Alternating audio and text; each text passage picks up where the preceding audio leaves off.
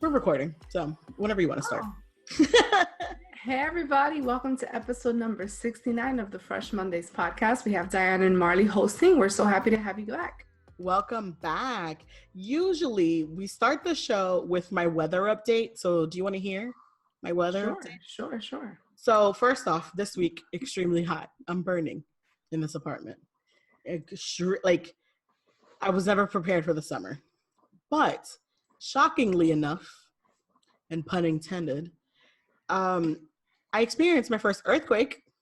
Oh my God, that is the scariest thing in the world. Like, all I think of, God forbid, when I hear about an earthquake is like the earth is going to split in half and like everybody's going to go down these sinkholes. I am so scared, but go ahead, tell us about that. That's so nuts. That's exactly, I envision it like, you ever seen that movie Deep Impact? That's what I feel like would be like almost. I've seen Dante Speak too, though. Dante Speak is fire, though. If y'all haven't seen Dante Speak, is it with the guy who plays 007? Who is that? Is that guy Rocky in it? What's his name? Sylvester Stallone? Or am I just confusing the movies completely? All right, but I've seen Dante Speak. I know it's old. Dante Speak is fire. Deep Impact is amazing too with Elijah Wood, because Elijah Wood was like a heartthrob, and I remember watching it in Dominican Republic. But anyways, in the campo. In Spanish?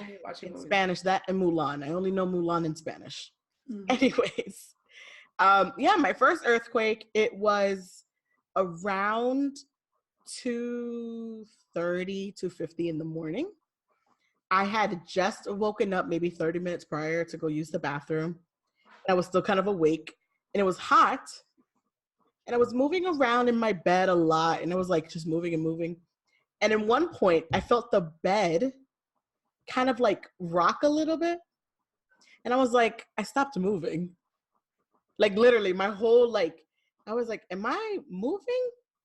Like when you're on a boat, like motion like that? Almost like a soft motion. Like if someone was like, if you were moving in your bed and your bed kind of like shifted or something.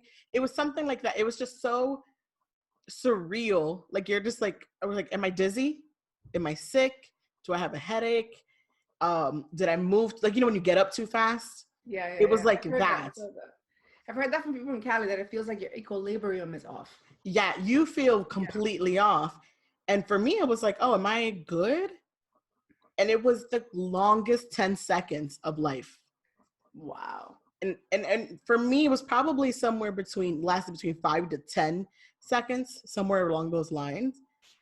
But it was so surreal. Like you're just not sure of what that was or what it is. Does that happen often in Seattle? Or Seattle is prone to earthquakes, but I have not experienced any while here. Wow. Okay. And that was the first earthquake. So California experienced theirs that same week. Yeah. In Los Angeles area. And then actually today, my cousin experienced hers in San Francisco. Is it because it's so hot, right? This happens because it's so hot, right? You know what? I don't know. Like I know it has to do, the plate tectonics and San Andreas fault. Like I have to re-up on my geography. Or Is that geography? I honestly don't think it's geography. But, I don't know the exact name. However, it's interesting that, correct me if I'm wrong, you've been through a snowstorm. I've been through a snowstorm in Seattle. Okay. I have been through hurricanes in Florida, obviously. So we have 3 natural disasters that you have experienced: hurricanes, snowstorms, and earthquakes. Marley, you are an American, okay? Like you experienced all across the country. Everything that happens here, all you need is a flood and you're good, okay? Yeah, please don't. No, God forbid, I'm joking. God forbid. But it's very, it's an experience. It's one for the books. And Seattle's been waiting for the big one, as they call it. And they do have active volcanoes surrounding us. Wow. So I'm just out here, guys, risking it all. I'll keep my little rain. You feel me? Your timed and scheduled hurricanes. You know what's coming, what's happening. It's very nerve-wracking, though. I think now because I know it's real, because I've always heard about, we get an earthquake, but now that I know that it's real, now I guess this week I'm a little bit on edge.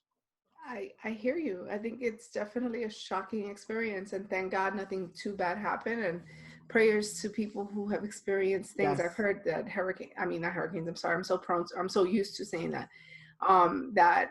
Earthquakes are really like life shattering in a lot of situations, and like people's homes collapse and all kinds of stuff happens. So thank God nothing very serious happened.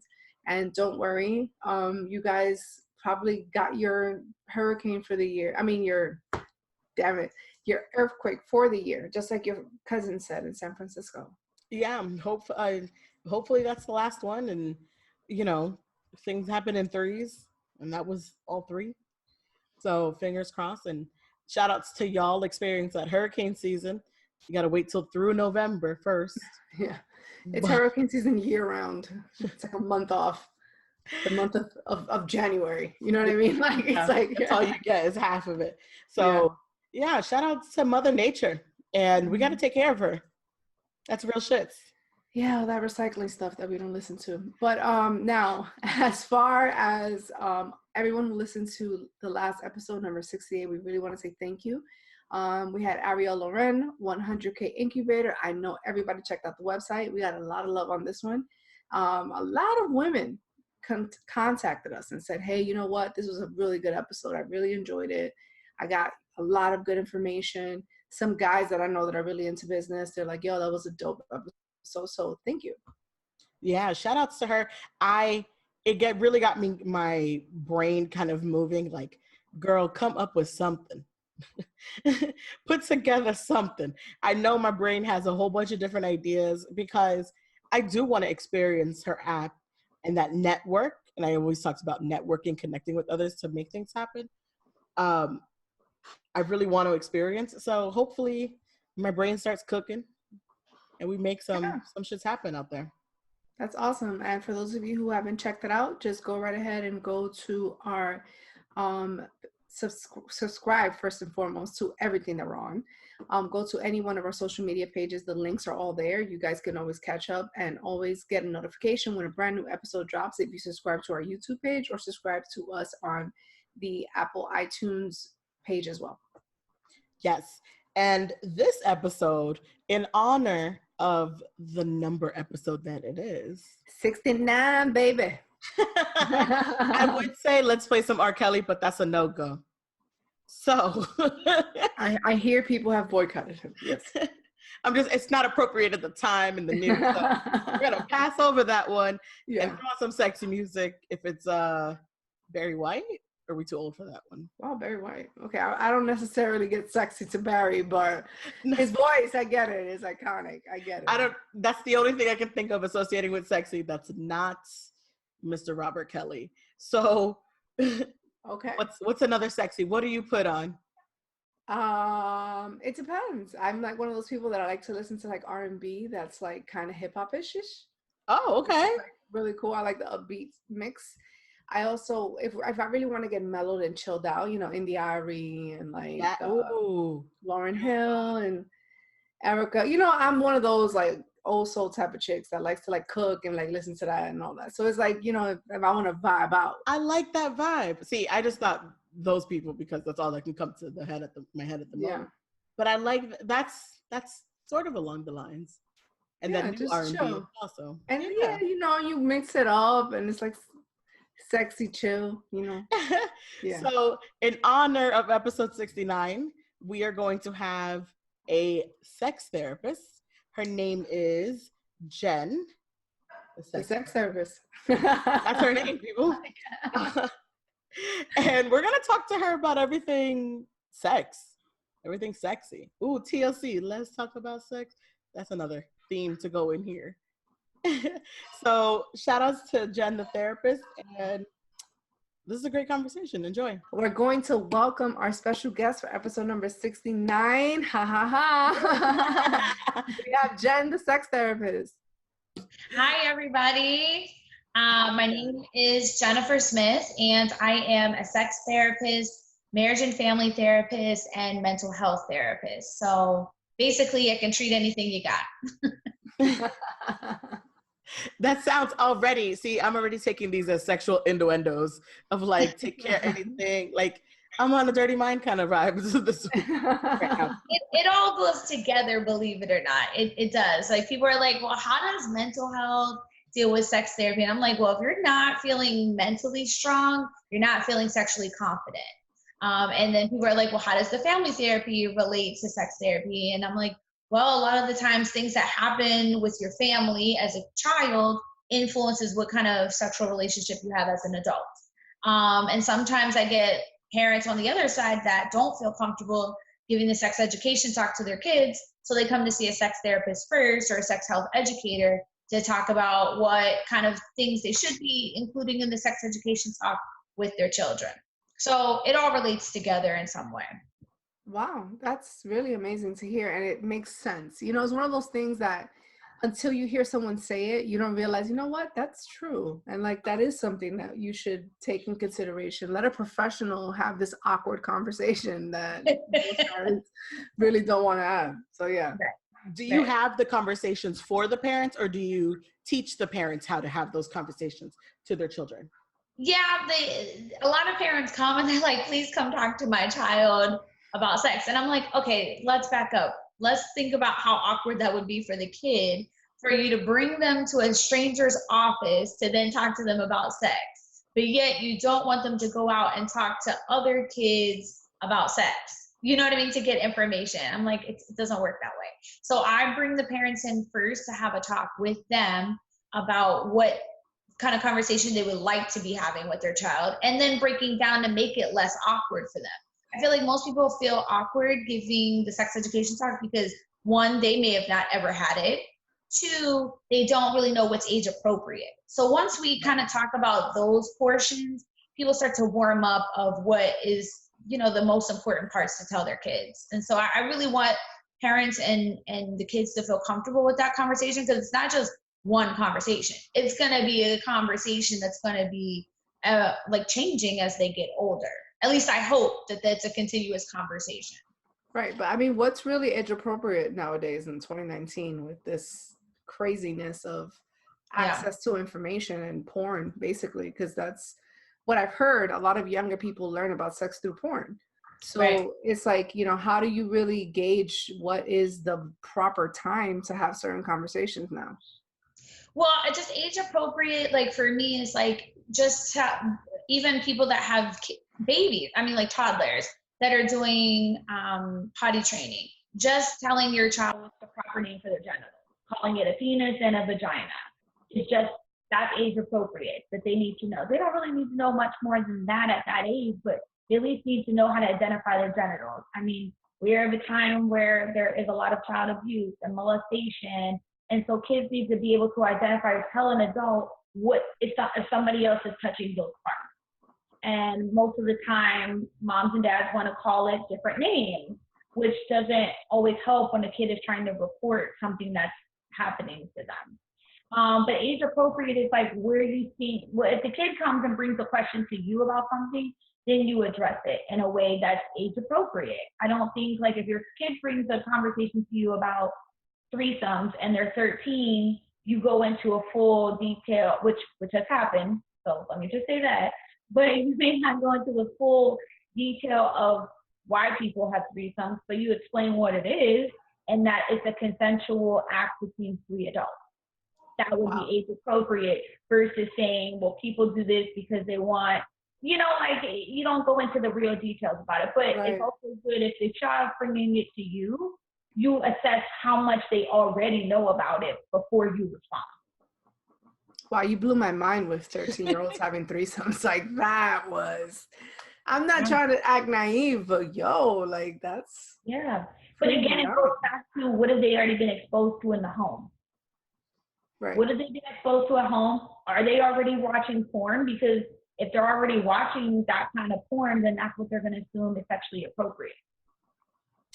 So it really, really depends. And that's why I say with the age appropriate, I mean, like that would be something you wouldn't talk to a normal 13-year-old about. But if that's happening in the home or that's what the child's already participating in, then you need to be willing to talk to them about it. That makes sense, because it sounds then that like that child or teenager had already reached a point or a scale within relation to sex in some sort of way really further along than someone else's child or someone else's kid. So that makes sense. And then you wouldn't want, like, I mean, I'm in the future for having kids, I would rather have that conversation. And I've seen a lot of my friends who are a lot more open with conversations and how they kind of raise their kids, and also just in general with general conversations, really approach their kids as young adults in a different fashion than my parents probably would have at that time. So that definitely makes sense, what your kid has already experienced. Kids are so exposed to social media now. I mean, you can like watch soft porn even on social media now, or on, if you join a fans only page, which is only like $5 or $6. So kids have so much more access to watch things that they didn't before. So they're gonna have a whole lot more questions and be a lot more aware of different things that like we didn't have in our own generation. You know, like we were just getting like instant messenger and like Black Planet in our day. Like we didn't, or like a really sketchy email once in a while that was like, your right, larger, you know, like it was just so like they're exposed to a lot more. So I feel like parents of this generation have to be on like up to date with the information and knowledge of different sex education things to just talk to their kids about, because it's happening a lot more frequently. So how does, for those people who are struggling with this specific process and like they don't really know how to open the conversation, do you have like a suggested way to ask the question, like a safe way to say the question in a way that the child doesn't feel like they're going to get in trouble? Because I think a lot of it is like, oh, I don't want to get in trouble, and I don't want to like necessarily say something and then it bites me in the ass and I can't use my phone no more. You know what I'm saying? So it's like, they're going to think 3 times before they even really give you the real answer. Like, is there like a suggested way to ask the question in a safe way that you would recommend? Yeah, I think that there's a few different ways to approach it. I think that kids that are at least under 17, parents should be monitoring the phone. You can put an app on the phone where you're able to look from your phone onto your child's phone what pages they're opening up. What do they have access to? You could set, you know, like different closed sites on their phone so that they're not able to access porn sites, or even like, you know, like other sites that they could pay for sex or something like that. Like you can block that stuff. I think parents should be doing that at least. And I know a lot of parents don't want to because it's privacy, but I'm like, your child's under 18, they don't have privacy. in my book. My book. And texting is a whole nother thing. I'll talk about that in a minute. But the safe way to ask is, if your child comes and brings something up to you, don't shut down and don't shun them away as if like it was inappropriate for them to ask that, because then 10 times likely they won't come back to ask you anything else. So you have to be receptive to what they're saying or asking about, and just be approachable. Be approachable and just feel, you can go have the breakdown later in front of them, like just accept what they're saying and listen and try to find a way to respond that's appropriate for that time. But if you want to ask your kid, and it depends, like if it's something sexual related, or, you know, you can just ask, like, you know, I really want to make sure that we have clear communication about what you're exploring. So, you know, have you been thinking about sex, or, you know, have you been masturbating or watching any porn? Like, you don't have to come at them aggressively. You can just make it conversational. It's learning lessons for when we become parents ourselves. So this is really like informational in a sense for a lot of others. Yeah. But not even, like sometimes you might even be the cool aunt or the cool older cousin. Right. You know what I mean? Which I've noticed in a lot of situations that a lot of us out here, we're like aunts more than we're moms in a lot of situations, because it's like people are taking a little bit more of their time before they start establishing their own families. So it's like you kind of want to be prepared to kind of be the cool person in that individual's life. So you have to know how to approach it. You can't just be like, oh, I'm a snitch if you like came to me. And you also can't be super liberal. Like there has to be some type of a understanding of what's appropriate. And I think what you're doing is phenomenal, because it's like, this is a real thing. This is a very real thing. And it's like, it's interesting because I was having this conversation with my private circle of friends, and even in my relationship, since I have a relationship with a person that has sons and has boys, I need to start talking to people that are around that. Because it's like, I need to know what's appropriate and what isn't. Like, should I be freaked out, that these boys might be having certain feelings? Like, I need to know that this is real.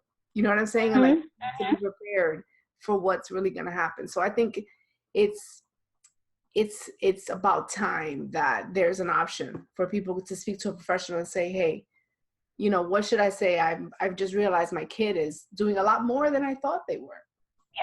Far more advanced or far more ahead than what you thought they were. But a lot of parents are afraid to say that or ask that because they don't want to know. They feel like if I don't know, then it's okay. But those are the kids that end up pregnant or, in unhealthy relationships and we don't want that. We want to be preventative as much as possible. And I think, if you have a small group of friends that are all parents, right? And all of you are unsure of how to give that talk, invite a sex health educator or a sex therapist over to just have the conversation with all of you as a group. That takes the tension away, puts everybody at ease, that like other people in the circle are also going through the same thing. And we're all here to gain new information and knowledge so that we can help talk to our kids about it. But I think it's important for those conversations to be happening with other friends that are parents, for sure. Right. Yeah. So let's get to kind of like the start of everything. How did you get into this realm of becoming a sex therapist? Well, it's funny because like people say like you go and seek the career, but for me, like this career found me. I used to be a communications major and like public relations was my thing. And I ended up having to do like in my bachelor's program, I had to do radio or TV. So I decided to do radio, and the show I was on was a sex talk radio show. And I was like Dr. Drew, Loveline. Yes. It's a love line. Love line. The show was actually called Loveline. That's awesome. But it was funny enough, I learned about Loveline when like you're late at night watching MTV when you're a teenager. Right. And like we're talking about teenagers and middle schoolers and that kind of thing. That's when I was watching Loveline, having no idea what the hell they were talking about. Right. And learning. Hearing words, just little things that I would never hear at my house, ever. Well, I used to like stay up late and like sneak downstairs to go watch Dr. Ruth. Wow. So like that's kind of like I always felt fascinated by watching her and listening to her, and like this old lady was just such a badass and like didn't care what people thought. She's always been old too, which is amazing. Right? right. Always been old. Yeah, because like back then I thought she was like elderly, and like now I'm like, lady is still elderly. How old is she? Right. But yeah, so in college I ended up getting on the sex talk radio show, and I just ended up falling in love with the content of talking about sex, love, and relationships. And that was the nature of the show already when I got on it. And it was a student-run local radio station. And so that's what we talked about on the air. And like everybody on campus would listen and call in and, like ask for advice or say like, hey, I tried that thing that you told me about last week and it worked really good. And, or people will call and ask me about different positions or toys or something. And I would be like, I don't know, I'll go try it this week and I'll let you know on next week's show. I love the research for your profession. I mean, I'm like, I like to commit. And I like to give real information to people, and like that was way before I ever knew I wanted to be a therapist. Like that show found me and it changed my life. It changed the whole direction in which my life went. I had the show for 4 years, and it ended up being like more than that for me. So like I did the show and I give advice, and then I was like, we had, that's when like the romance parties were going on, like the sex toy parties were like really, the passion parties were really popular. Yes, that's when they were real popular. So we used to have this lady come to campus and she would do the parties. And then one day I asked her and I was like, I really don't think that it's fair that we only do these parties for girls. I was like, I promote this party on the air. I was like, and I just don't understand why we're not inviting their partners to also come to the party, because that's all we would do. And at those parties was like, she talks to me about how to use it with your partner. And I'm like, it's more helpful if the partner is actually here for you to explain it. So I started hosting co-ed sex toy parties on campus. So like you could only come if you were in a relationship and you had a partner. And so we would maybe take like 12 to like 15 couples, and they would come and she would sit there and educate all of them. And, you know, and then it turned into like, people would come to those, but then people would hit me up and be like, hey, like me and my boyfriend are having issues. Like, do you think you could counsel us? So I would like counsel people in my dorm room. I'm like, I don't know much more than y'all, but because I was like the voice of the campus with my show, like people trusted me. Right. And like, I never took that for granted. Like, even though I was like super young, I still knew like it was a big responsibility to deliver accurate information to people on the air, but to also really be present when talking to people, like when they were coming to me for advice. So yeah, so like that's kind of like how I got my start. And then like I graduated and I got a job writing a sex advice column for a magazine. And that was probably one of the scariest things I've ever done, was like, I was just like, I don't know that it's going to translate the way that you talk on air to people, you know, because I still like to make it a conversation. It's a different vibe. Writing is a totally different vibe. And I like was against it when they first asked me, and they were like, it's what you do on air, but in print. And I was just like, I don't know, like maybe, but it was like a men's run magazine. And I was like the only female like writer. And I was just like, I don't know. And I was like, I'll do it, but I don't want my picture in the magazine. I want like a pseudonym. I didn't want people to associate me with it. So I did it like that for over a year. And then I was like, okay, you can put my picture and my name in there. So, and then like after doing that for 4 years. It was like you were afraid of people knowing that it was you, or because you didn't, like, why were you hiding who you were in the beginning? Because for me, like I'm so big on content. And I just feel like when people start to know who you are, it like dumbs down like the content. Like they want to see what you look like and like what you're wearing and like how can they sexualize you in this role. And like for me, I wanted people to always be focused on the content. That's one of the reasons why I really fell in love with radio, is because that was before people knew what you look like. You know, most of the people that we knew back in the day on air, you never knew what these people look like. Right. And so like I liked that because I could be me, who I wanted to be off the air. I didn't have to be this personality. True. And so like that was, and for the long time on the radio, people didn't know it was me because I had a pseudonym. And then I used that same name when I started writing. And I still wanted people to be focused on the content. And I was very afraid of what my family would think, and you know, like how that might affect me getting jobs, because like I wasn't doing that as my full-time job. Right, so like true. You know what I mean? Like those were all things I considered. And then once I kind of like got in the groove and feeling more comfortable with where I was, then I was okay with my picture being in there and, you know, people seeing who I was. And that just like was an evolution for me. Like writing got me to be a lot more creative when it came to delivering information to people. And which ultimately led me to wanting to be a therapist. How did your family receive it when they realized that your craft is sex? my mom thought it was like the biggest phase. She was just like, this has got to be a phase, and I pray that it'll be over soon. Which is what she literally prayed about for like 10 years.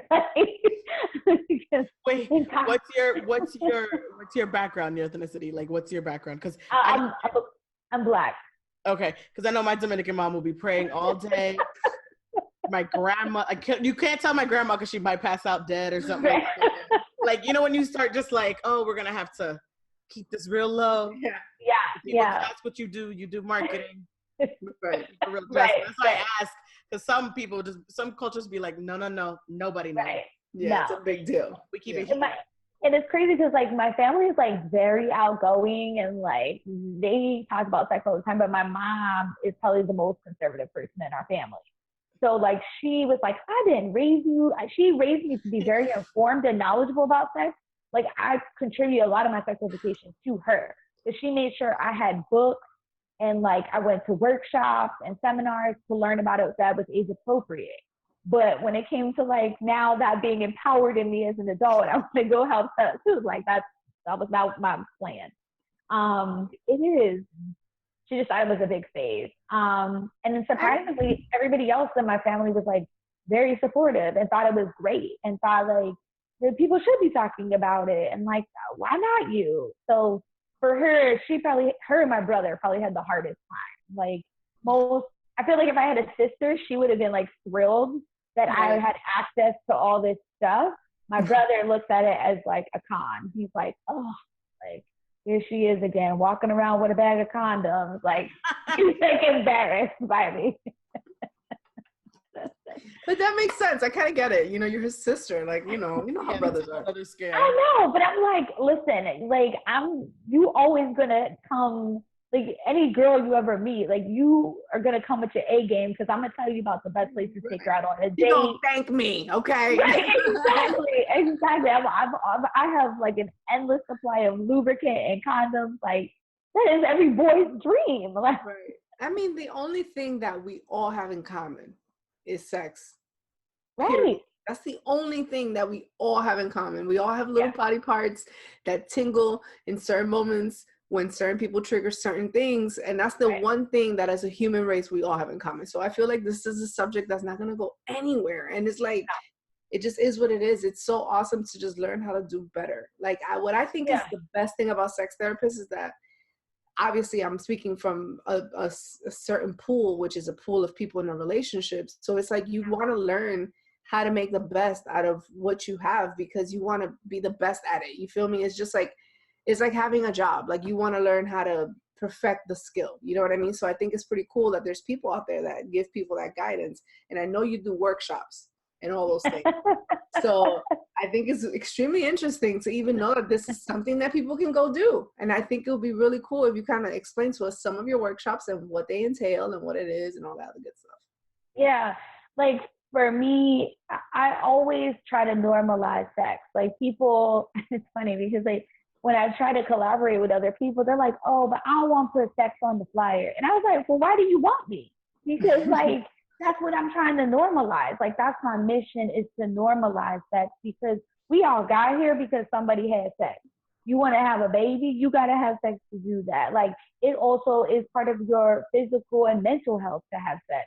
So like, why not? Why can't we normalize it? Why does it have to be such a taboo topic? And so like, that's really the mission behind wanting to do workshops. Like my business is called Sexessful, and I have a business partner. And a couple of years ago, we were talking about, you know, some of the issues that we see in women, like in me doing therapy, and she's a sexual educator.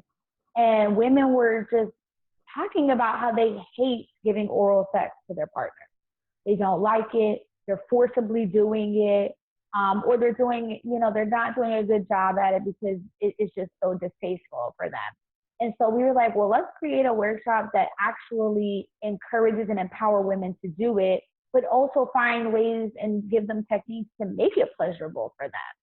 So we teach a workshop called With That Mouth Do. And it's a fellatio workshop. I need the name to be said one more time. It's called With That Mouth Do. Okay. And it's a class, like we really go in this class of teaching everything. We talk about consent, anatomy, because anatomy of the penis is really important, I think, for anybody that's giving oral sex, like from on a man. Well, both partners, you should know their anatomy. But we teach consent, anatomy. We teach about technique. We teach about different things different lubricants to use that make it taste better for you and helps you prevent lockjaw. Talk about spitting, swallowing. We teach you how to put a condom on with your mouth. Like our class is like very, our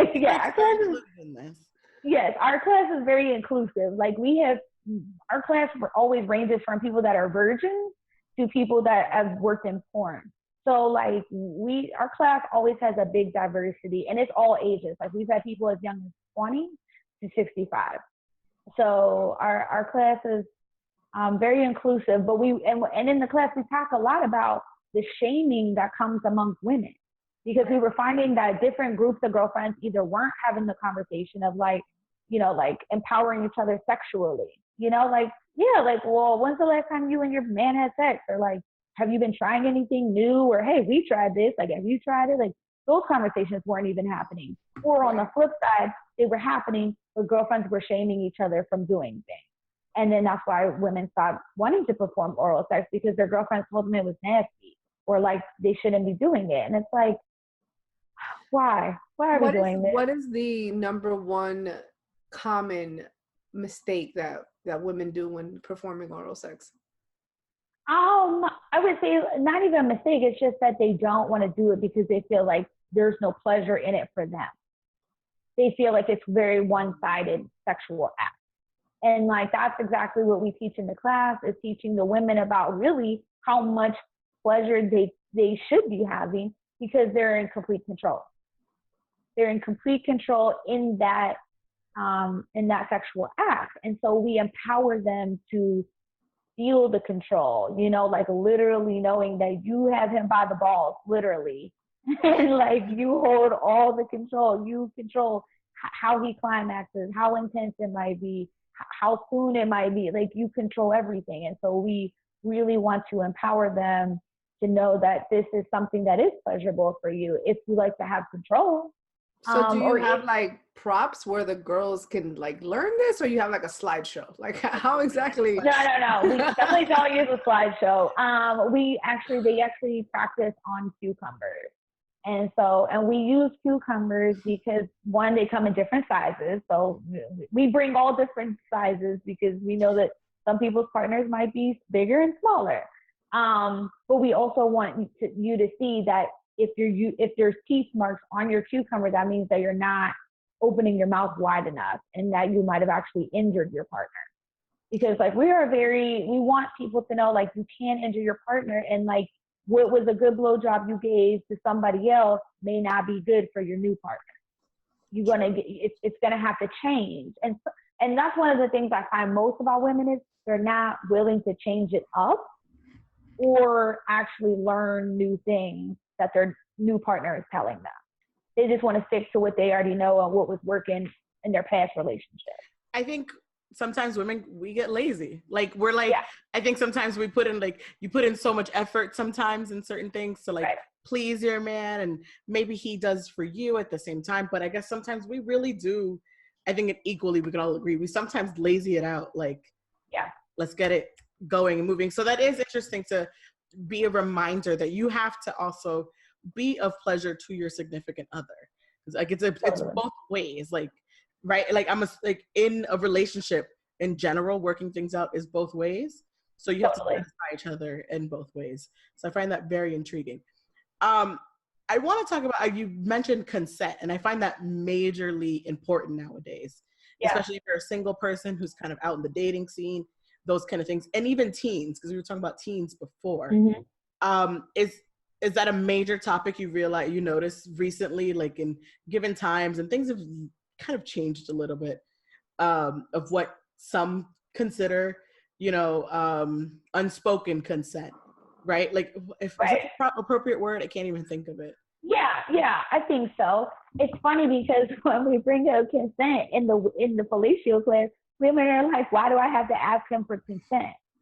And I'm like, I'm sorry, do you not like for somebody to ask for your consent before they do something sexually to you? Like, it's still, to them, it's still kind of one-sided too. And I was like, no, like, you don't know what someone's been through, which is some of the other side conversations we end up having in the class is, some women are like, well, my man doesn't like head. And I'm like, well, have you asked, has he had any sexual trauma? Because maybe that's why he doesn't like it. Like, he could have been molested or raped. Your man was incarcerated and he might have been raped in prison. That might be something he hasn't disclosed yet. Like, there are different things that I'm always asking, because you don't know what someone's history is until you start asking them. That's why it's important to ask for consent. You don't want to do anything that they don't want. And then, so we talk about consent. Also, it's important to say that men have rights too. I'll say that. I think we at times we play our female card really hard, And we feel as if they're not human, like they're like just objects, and we don't expect them to have their own things and say, hey, I'm not ready or I'm not comfortable. Like, you know, they have the right to say that as well. And that's a major factor in mental health too, because you mentioned that you put tie the two together. So that does have a connecting factor with mental health within men also in general. Yeah, absolutely. And so we also talk about consent in the class, because one of the classes we did in Miami, we had a woman say that her husband actually had signed her up to take this class and had been forcibly making her give him oral sex for the last few years. Oh, wow. So we talk about consent now because so many women don't know that spousal rape is a real thing. And it's not something often talked about or recognized in different states. So we talk about consent now, that if you don't feel comfortable doing something like this, don't do it. So that's something that we talk about, because we don't want women forcibly giving oral sex, or to know that if somebody's making you, is forcing you to do it, that's not appropriate either. Yeah. Even if it's your husband. Even if it's your husband, right? You don't, right. So we've had to really expand certain things because of different things that have come up during the workshop that we just like never anticipated would come out. Okay, so at your workshops, I think that sounds like it's something that goes well with like wine. I'm assuming that there's like some drinking involved. Like, yes, we encourage. We usually have drinks there, so you know the women can have a cocktail and a cock. You know, like we want women to feel loose and enjoy themselves. So yeah, there's usually drinking involved. Our other workshops, so we do With That Mouth Do workshop. We have a intimacy foreplay workshop for couples. We do I do a sex and self-esteem workshop. We do a masturbation workshop, orgasm, and then just regular sex education. And these are all separate workshops, or within the one? No, they're all separate. Okay. So if you, depending on what you're kind of interested in or what you're looking for, you have various options for that. Right. And so to book a session with you, I guess more, because you do, my question correct, you do mental health therapy or counseling as well. So that's a separate session, I assume, or like one-on-one sessions with you in regards to kind of sex therapy. Does that include couples as well, if someone wanted to bring their significant other? Yes. To kind of have conversations with? Yes. Yeah. They can book individual sessions with me. I do Skype sessions. And so, yeah, they can book individual sessions with me. So what about for all the single ladies, or just the ladies that need a little bit of uppers? You know what I'm saying? What's a good like toy? What's something that you recommend for the ladies? Ooh, there's levels to that. Let me say there are levels to toys. Depending on what kind of expert you are. We're going from right. to like double-sided dildo. The rabbit, Exactly. Like there are different things for different levels. Yeah, like I think like a bullet, which is also known as a pocket rocket, I think that's a great like start-off toy, because it could be used during the clitoral stimulation or vaginal stimulation. So I think that's always like a good toy to just start off for beginners. I mean, obviously, as you progress and what you like, you can get some that go internally, some that actually go inside your vagina and on top of your clit. You can some that go in your anus. Like, there's different toys for different levels. I think you have to find what makes you feel comfortable. Some people like to get toys that actually look just like a penis, and some people want to get one because it just looks pretty. So, like, you have to figure out what you like. But this is one of the things that I just did. I just collaborated for a workshop about a month ago in Miami at Guilty Pleasures, where we had a girls' night out at the sex shop, because there were so many women that had never been to one. And so I think that's a fun night to do either by yourself or with a couple girlfriends. Go to the sex shop, explore the toys, look at them, touch them. Most of them are all charged up. You can see what has the strongest speed or something that fits good for you, so that you can see actually what you like and what you're comfortable with using. I think that's. Is it bad to use a vibrator too many times? That's a question that I know I've had even amongst my own friends, that it's like, yeah, you don't want to become desensitized. Because I, like, you know, not to put anybody's business out there, but I had a friend that she was, you know, kind of addicted. You know what I'm saying? Yeah. So it's like she was concerned that it wasn't going to be the same, because she was going to start sleeping with this guy again and whatever, whatever.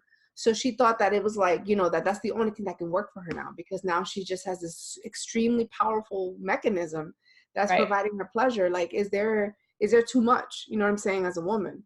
Yeah, I think that it's a balance. Like when you know you have a new partner, that's when you have to set some boundaries and with yourself and just kind of stop using it or wean yourself like less and less before actually being intimate with him. So that way you are stimulated by him, but you have to kind of cut down on how much you're masturbating with the toy in between that time and when you actually have sex with him.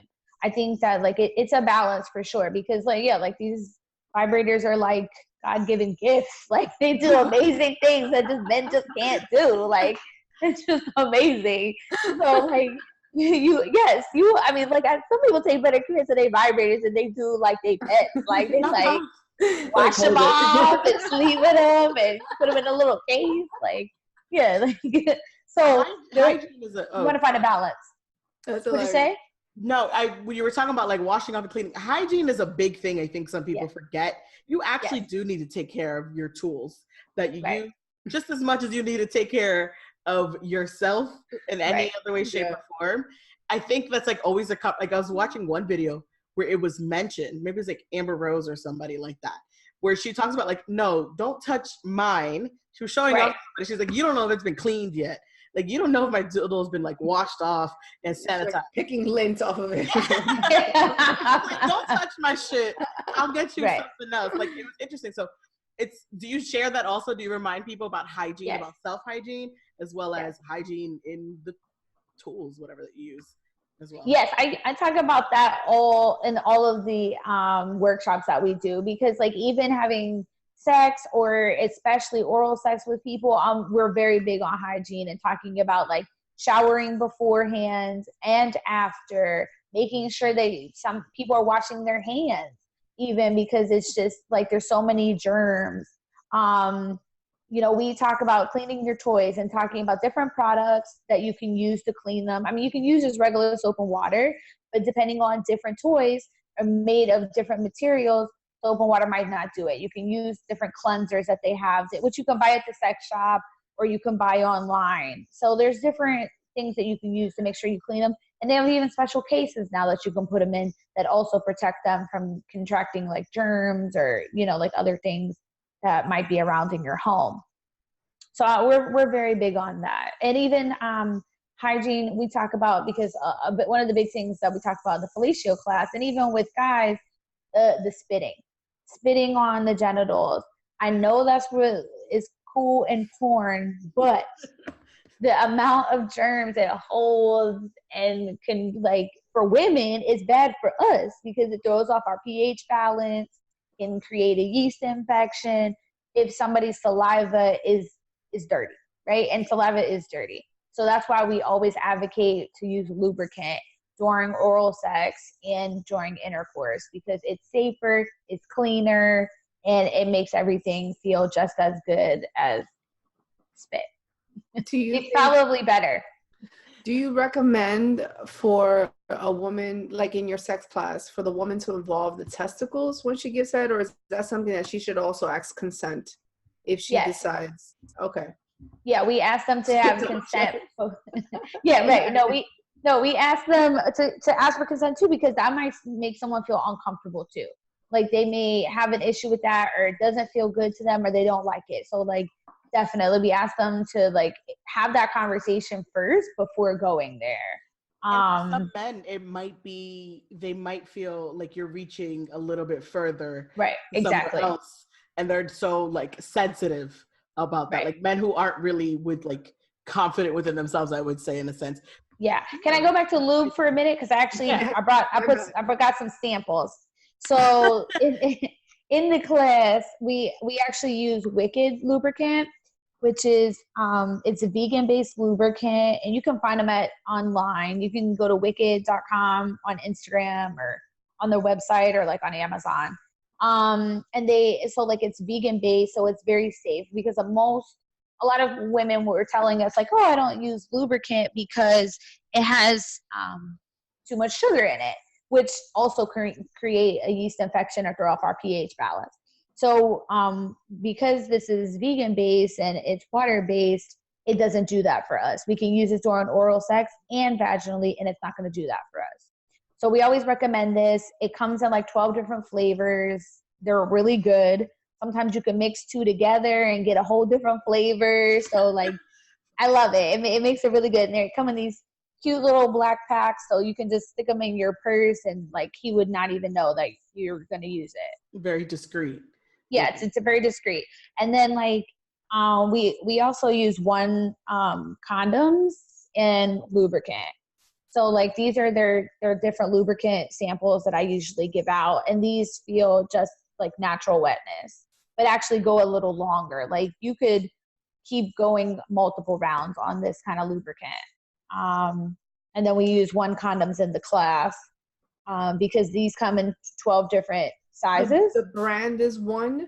Yes, the brand is 1, which is actually really popular in Miami. 1 condom, because, the HIV rate is so high in Miami, 1 condoms is actually like a sponsor.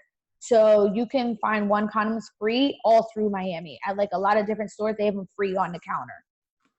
Or you can go to the local health department and they give 1 condoms and Trojans and Magnums out. Oh, wow. That's really good. That's good information for everyone who's out there. You know what I'm saying? You can never be too safe. I think that's awesome that they give that away, because STDs is not something people like to talk about, but it's reality and it's life. Yeah. It's really, yeah. Have you talked to couples and how to deal with one who has an STD? So like, does that happen often? Like, how do you have those conversations, or how do you guide that relationship? I don't get it a lot. It really depends on like if the other person also contracted the STD from that person. That's usually when it comes up. Because usually the other partner doesn't even know. So it gets awkward, but I'm like, if you're here and you're making a commitment to stay together, then there's have to be a level of acceptance of, well, we weren't protecting ourselves. And, the other person, if, wasn't clearly protecting themselves, and that's maybe how they brought it into the relationship. So I try to focus more on the issues of why that person was cheating in the first place than the actual STD, because I'm not medical. I'm not a doctor. I try to keep the medical stuff medical, and I deal with the issues that just had come up because it was sexual related. Gotcha. Makes sense. This is so, like, the conversation of sex needs to be, as you get older, it becomes more free-flowing for a lot of folks and a lot of people. I think like you were talking about going to a sex shop. I remember going to like the Hustlers at the beach because one of my friends was really into like, ooh, I want to get something cute and sexy. And you're like 20, relax, like calm down, like whatever. But now as an adult, like you really are like, okay, I need to know about you learn about your body and what you want, what you're looking for in a person and what you find as pleasure. So like your whole perspective on sex changes as you get older. So I find that just. Or even the topic of masturbation wasn't something that was freely spoken about when I was a teenager. Like it wasn't something that like was free, willy-nilly, comfortable, just, it wasn't. I didn't grow up in that type of environment. And like my parents never even discussed it as if it was even something that I would desire. You know what I'm saying? Like they made it like out of sight, out of mind. It's not possible. My kid's never going to want to do that. So it wasn't even a subject. So it's like, I had to learn those things on my own through discovery, through whatever. And it's like, I think that a lot of women specifically might have a challenge with really knowing what it is that they like or what they need, because they're not masturbating. Right. And it's like, they don't even know. And then like a guy finds out for you. And it's like, that it's just this whole other thing. I feel like even my personal case, I wish I would have been more educated before me becoming sexually active, because I feel like that would have just helped me just know what I want. You know what I'm saying? I don't know how to explain that. It takes time. The things that never get talked about in sex education: masturbation, anal, oral sex, or orgasm. Those are the 4 things that are never covered in sex education, which are huge parts of sex. So, okay, cool. So girls' night out, sex therapy classes, Yeah. you know, convincing your significant others to say, hey, let's do this together. This might be good. You know, keeping things alive. I'm assuming that some of the couples there are also couples who just want to kind of bring the sexy back to the relationship. Yeah. Mm-hmm. Because, you know, you, I can only imagine if you've been together, let's say 10 years, you know what I'm saying? You're trying to see how you can make it a little fun again. You know what I mean? So it's like, Right. Is it an environment where, you know, you kind of discuss what's lacking in the relationship, or is it more of a here's things that work, you know what I mean? This is how you spice up your relationship. Is it that type of thing? Just so I kind of paint a picture so people can come and join. Yeah, so in a session, people that are coming and wanting to talk about what, you know, like they want to spice it up. So yeah, we talk about things that are currently working. I try not to harp so much on what's not working, because we're trying to build on what's working and what more they want more of. You know what I mean? So I try to focus more on that, unless the things that are not working are, you know, like not causing them to have sex in the first place. So sometimes that's the issue. So I try to keep it positive and stay on solution-focused stuff. Like, what could we be doing? What do you want more of? What do you want more of? And how do we meet in the middle of achieving what you both want? Now, in the workshops, we are talking about everything. Because we really want people to walk away with a better understanding of how they can connect with their partner more sexually, or even just on a more intimate level of understanding what they're thinking about, or if they just slightly need more affection during the day. It doesn't even have to be sexually related, but it's just like, you know, like I just feel disconnected. We don't even touch each other anymore. We don't talk. You don't give me compliments. Like, we go more in depth of that form of intimacy, and then we talk about how you could connect more sexually. But we see that a lot in our workshops. Parents, people that are new parents or have multiple kids, and they just simply don't make the time to connect with each other and have sex. Yeah, you definitely got to make time for your significant other. That is a major piece to make anything happen, I think. Yeah, that's super awesome. Like, I know I'm super excited. I know I want to go to your next class. I love this entire vibe, industry, just effort. I think it's amazing, and I think it's important. And I think that at the end of the day, you know, you got to make life fun for you. So totally. You know what I mean? Like, go out there and have a great time. So how do people find out about your next events when it's coming to a city near them, how they can follow you, how they can register, all that other good stuff? Okay.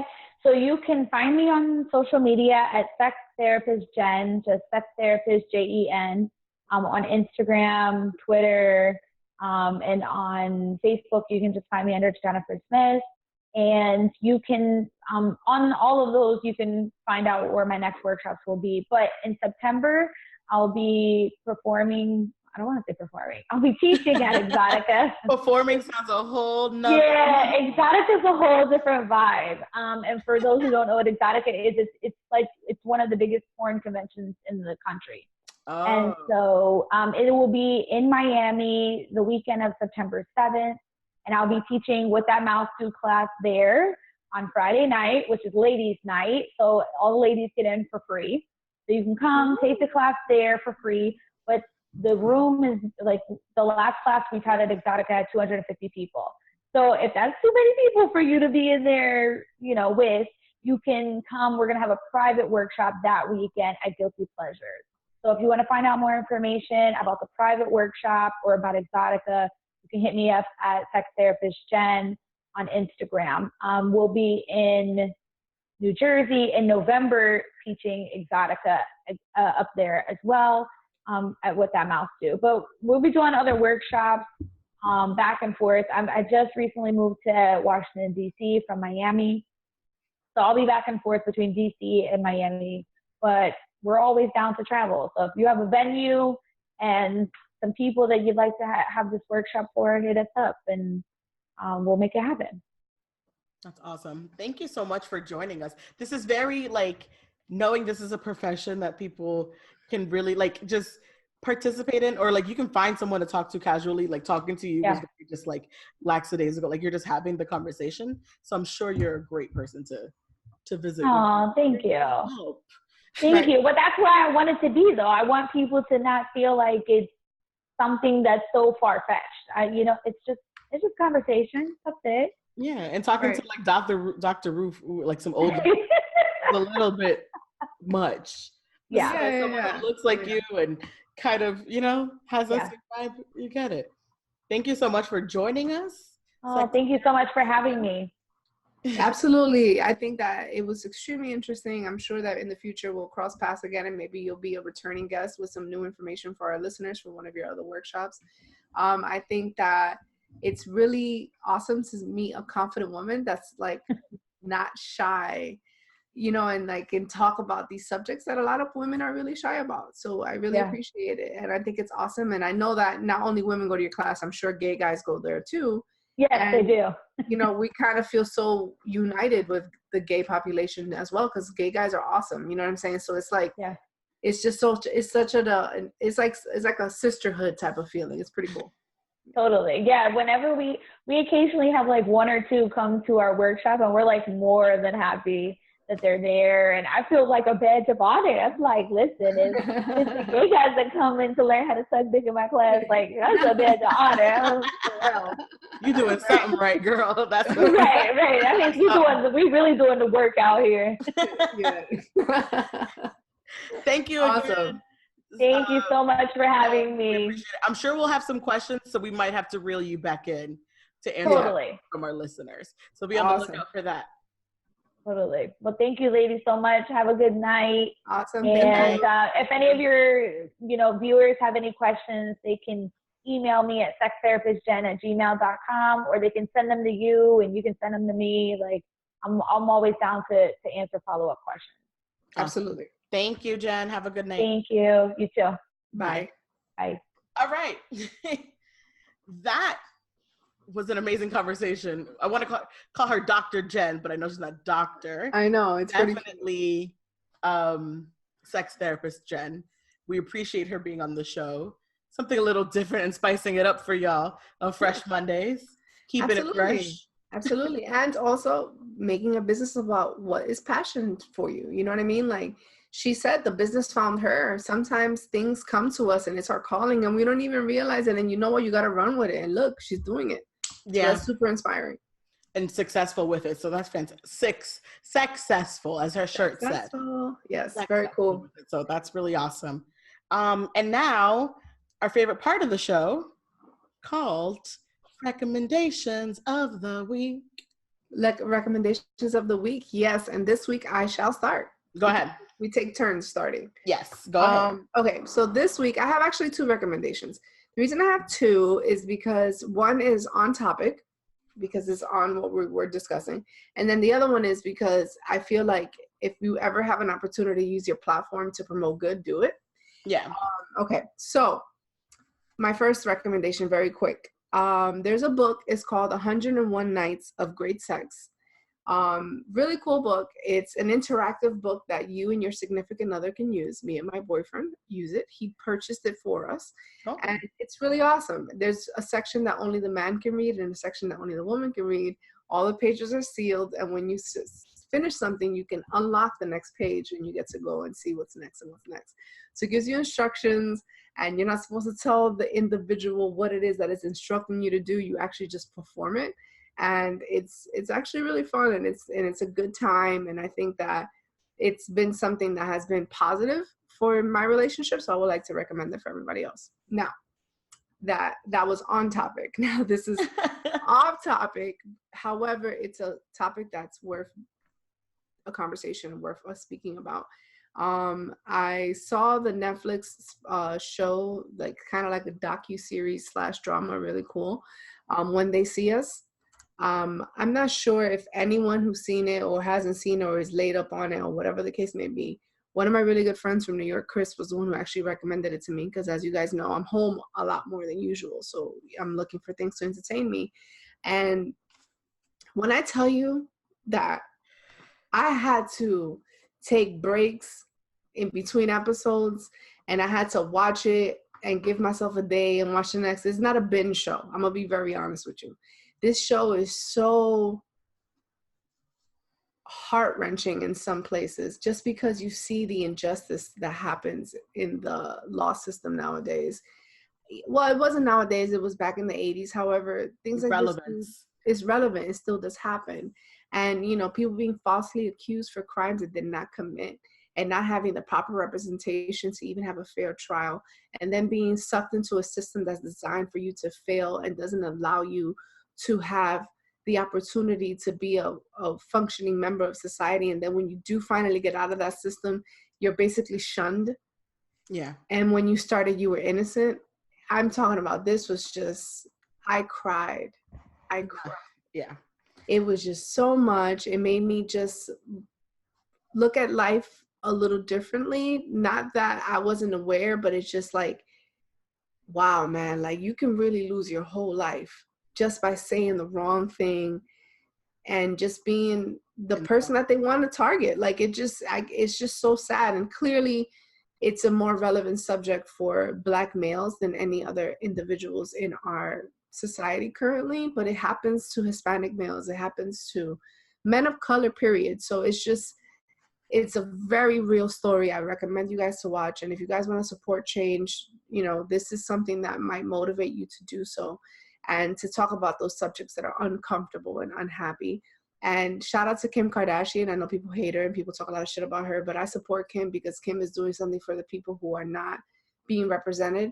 And she is actually helping with prison reform. So regardless of what your stance is and what your political beliefs are, at least she's doing something and nobody else is. Yeah. I saw When They See Us when it came out. I did pretty much binge watch it. It was over the weekend when it first came out. And that last episode is heavy. It hurts. All of it hurts.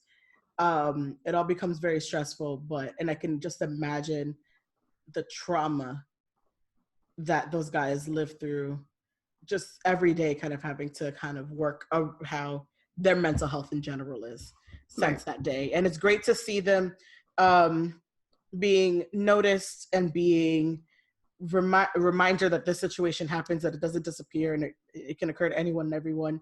And with that being said, the Emmy nominations went out this week, and the one who played Corey Wise was nominated. He's Dominican, by the way. Is he? So, yeah, the actor fantastic from the Bronx. Fantastic. You know what? Like now we're like on all kinds of levels. I'm proud of. But no, like he did a fantastic job. The one who plays Corey Wise, I can't remember his name right now. Something Jerome. He moved me. Like, amazing. But all those actors in that, and then just the real men that they're portraying. Our hearts go out to them and their families 100%. And they actually got, let's not ruin it. Just watch it if you haven't seen it. Yeah, and there's a second part where they have a conversation with Oprah, which I have not had the heart to watch yet. Where's that at? It's on Netflix also. You'll see it. I'll send you the link. Okay. There's a conversation with Oprah that I heard is even more with the actual men. That's heavy. And fairly quickly for me, on the topic of sex and teenagers, I think I was intrigued by the conversation because I've been watching the show Euphoria on HBO. Yes, that's on the list. It's on the, it is an HBO show. It is about teens and their current, in this day and age, social media, technology, and high school. I find it interesting. I found it nerve-wracking. And I find it a blessing that these are adults playing teenagers because it's heavy. There's a lot. And you worry about what the future may look like a little bit for your kids. It is about drugs. It is about sex. It is real life and social media. It is, which is a drug itself, but it's about high school and teens, and they're on a whole different level and whole different scale sometimes. So very interesting show. And that's my recommendation this week. Very awesome. Yes. We want to thank the sex therapist Jen for being on the show. Thank you for listening to Fresh Mondays podcast and listening and tuning into episode number 69. If you guys are interested in communicating with us, you can always email us at freshmondayspodcast@gmail.com. You can follow us on our social medias, Fresh Mondays podcast. That's on every single platform. And make sure to tag us, show us, and thank you for keep showing us love. We appreciate it. Yes. Email us with any questions you might have for sex therapist Jen, and we might have her on again to kind of answer some Q&As. Yes, and follow me at IamDianaC. IamDianaC_. And you can follow me at LoveMarley, LUVMARLEY_. Thank you guys for listening again, and enjoy your Monday.